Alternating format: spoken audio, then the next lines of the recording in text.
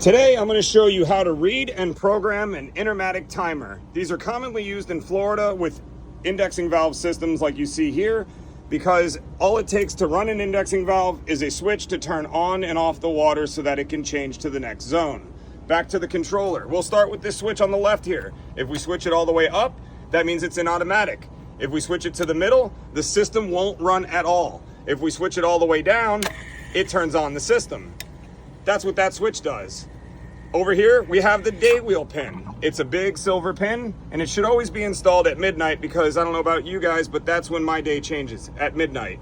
When this day wheel pin goes around the wheel here, it'll interact with the day wheel. That day wheel has 14 days on it, and you want to make sure that today is lined up with this arrow right here. Today is Thursday, and as you can see, we're lined up with Thursday.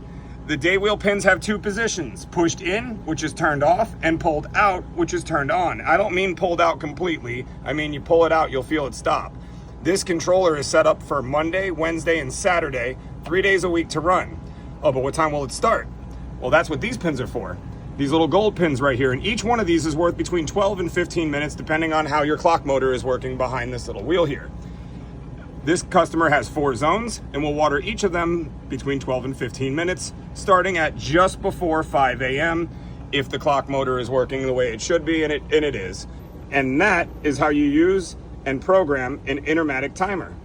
Now go get a smart controller so you don't have to deal with any of that. If you've made it all the way to the end of my video, this message is for you. First of all, thank you for watching the video. Second of all, you're probably a regular viewer of my videos, and a few of my regular viewers have reached out to me recently to ask me about the posts I've been putting out that involve promoting a product. I've promoted a few products, yes. Why do I do that?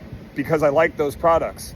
The glue holder product, the constrictor product, I use it every day. That's why I promote it. The locators I use them all the time. That's why I talk about them so much.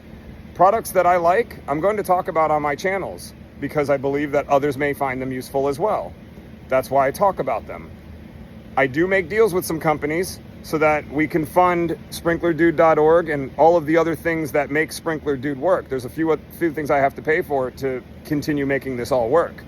So I just wanted to put that little message at the end of this video to address a few of my longtime viewers. If that's you, this message is for you. Thanks for watching, and I'll see you on the next one.